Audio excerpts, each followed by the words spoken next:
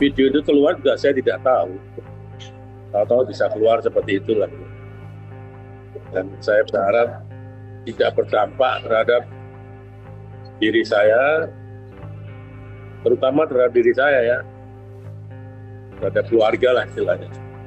Dengan munculnya video-video itu kan tentu mengganggu saya, mengganggu dalam ya jujur aja lah rumah tangga saya. Ya pastilah namanya orang di rumah lihat begitu kan pasti menanyakan lah gitu. Dari pihak keluarga saya ya dari ya itu pasti lihat, nggak mungkin nggak lihat. Pernah nanya juga dari pihak istri saya, nanya itu ada apa itu rame-rame kalau muncul video semacam itu. Ya saya kasih pengertian, panjang lebar saya kasih pengertian mas. Tapi akhirnya ya iya. Jadi ya panjang lebar saya menjelaskan supaya nggak terjadi ya amarah lah gitu. Tapi ya syukur alhamdulillah ya bisa dipahami penjelasan saya. Kalau buat saya ini kan bukan hal yang tabu ya, hal yang biasa lah, normal-normal aja. Tempatnya di tempat umum, di tempat terbuka, banyak orang, ya banyak orang, terus ya tidak terlalu mesra-mesra sekali lah gitu ya. Kecuali kalau di dalam satu ruangan tertutup, saya sama Novi berdua, terus terjadi hal-hal sesuatu lah, katakanlah hal yang mesum ya, kemudian itu beredar di luar, itu pasti saya marah. Tapi ini kan bukan kan, ini kan tempatnya di luar, di tempat umum, tempat terbuka, ya, tempat keramaian. Ya saya rasa ya biasa-biasa aja. Nggak ada yang luar biasa menurut saya. Kalau ada orang yang mengatakan itu, kalau ada orang yang mengatakan itu maksiat, ya kalau menurut saya itu terlalu fanatik sekali ya. Di zaman seperti sekarang ini, orang ke klub malam dibilang maksiat ya, sudah bukan zamannya lagi mas itu.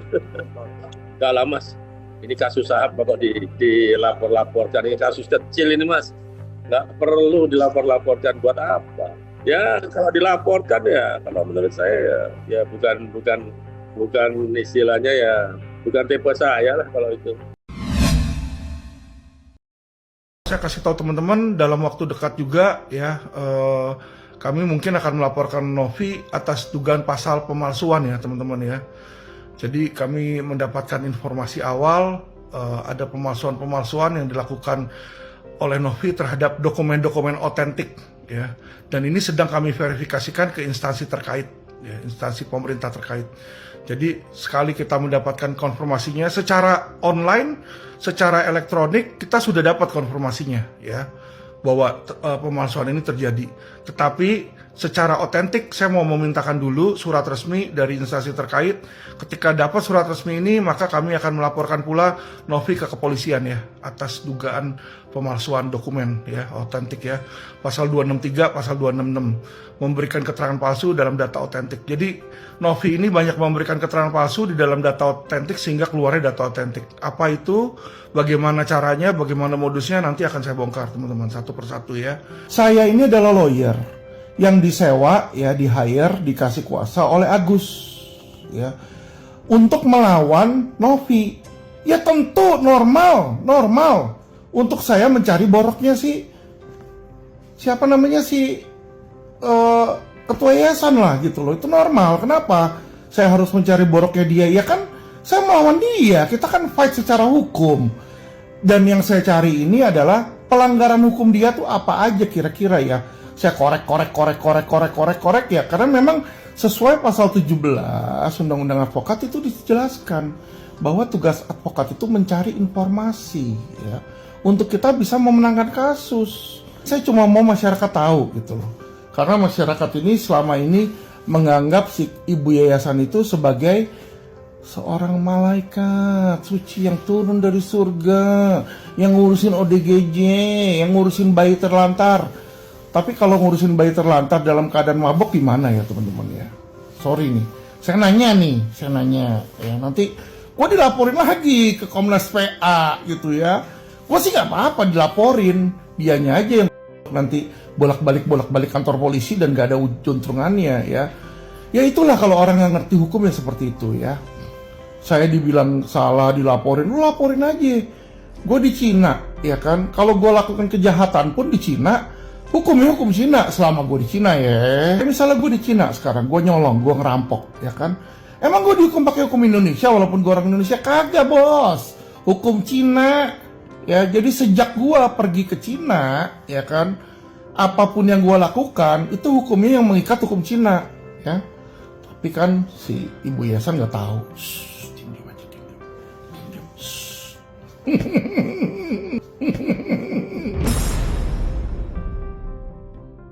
Gue nggak bilang minum itu dosa ya, enggak.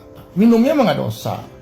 Lu mau minum, lu mau tegak semua, mau botol-botol sama gelas-gelasnya juga kagak dosa, ya kan. Tapi akibatnya ketika lu mabok, ya kan, badan lu jadi nggak bisa lu kontrol, nah itulah lu bisa berbuat dosa, ya. Gua nggak tahu dosa lu apa dari situ kan. Lu bisa pergi ke hotel, lu bisa pergi ke yayasan, lu bisa pergi ke rumah om-om lain, gua nggak tahu. Jadi menurut saya jangan terpancing dan jangan membuat berita ini nanti malu gitu, karena ini kan masalah pribadi. Sedangkan kita tahu kalau namanya sedekah sumbangan itu kan ikhlas. Masalah penyalahgunaan itu bukan kewenangan atau pengetahuan, karena ini bukan ke badan resmi tapi ke data pribadi. Sampai sekarang Agus tidak diobati sehingga butanya menyembuh sendiri dan uang terkantong-kantong. Mengenai isu keluarnya atau mundurnya Novi dari yayasan, menurut saya mudah-mudahan itu sekedar isu. Kalau benar itu menurut saya itu adalah proses tidak tanggung jawabnya, bukan sikap satria atau sikap tanggung jawab, tapi justru saya lari dari kenyataan. Oleh karena itu kita minta supaya tetap diproses, dihukum jalan. Artinya kalau yang terkait dengan saya kan sudah saya cabut semua, tapi proses gugatan lainnya yang ada kaitan yang artinya selama ini dijanjikan mau dikembalikan ternyata tidak dilakukan juga gitu. Perpindahan uang itu menurut Agus ditipu, dipaksa, dikelabui oleh oknum PLH sekretaris yang dimana sudah dilaporkan dan nanti kita akan uji. Dan kalau dia mundur betul berarti yang bertanggung jawab adalah Geri. Dan Geri harus bertanggung jawab, tidak bisa dulu Novi enggak gitu. Yang jelas Agus adalah orang yang ditolong dan uangnya saat ini masih berada di yayasan. Itulah kesalahan dan kenapa harus mereka dikejar oleh hukum. Supaya yayasan tetap beraktivitas dengan normal, agar juga kesejahteraan sosial yang memang menjadi bidangnya yayasan dapat berjalan dengan normal. Maka Badan Pengurus hari ini tanggal 23 Desember 2024 itu telah mengadakan rapat secara aklamasi. Saya sebagai sekretaris umum memimpin rapat beserta jajaran lainnya, termasuk juga Dewan Pengawas dan Dewan Pembina. Itu secara aklamasi menunjuk kepada sekretaris umum untuk menjadi PLT ketua. Jadi selanjutnya rencana tindakan, tugas dan tanggung jawab surat menyurat akan dilakukan oleh PLT ketua. Permohonan secara personal Novi kepada yayasan untuk dinonaktif itu jangan dimaknai sebagai melepaskan tanggung jawab dari persoalan ini. Tidak.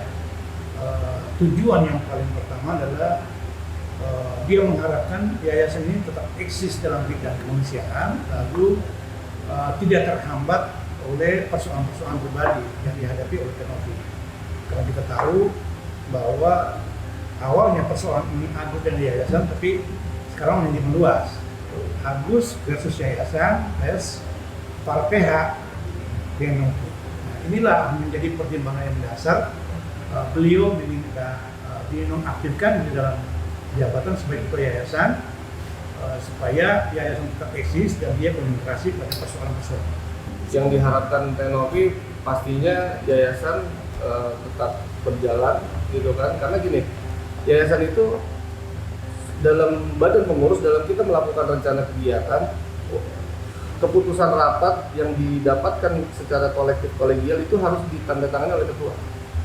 gitu. Sedangkan ketuanya sedang banyak melakukan upaya hukum atau dilakukan upaya hukum sehingga banyak tanda tangan yang tertunda. Iya. Gitu ya. Dan di sini pun juga ada tim PH-nya Teteh secara individu yang mungkin nanti akan bisa menjelaskan lebih detail. Gitu.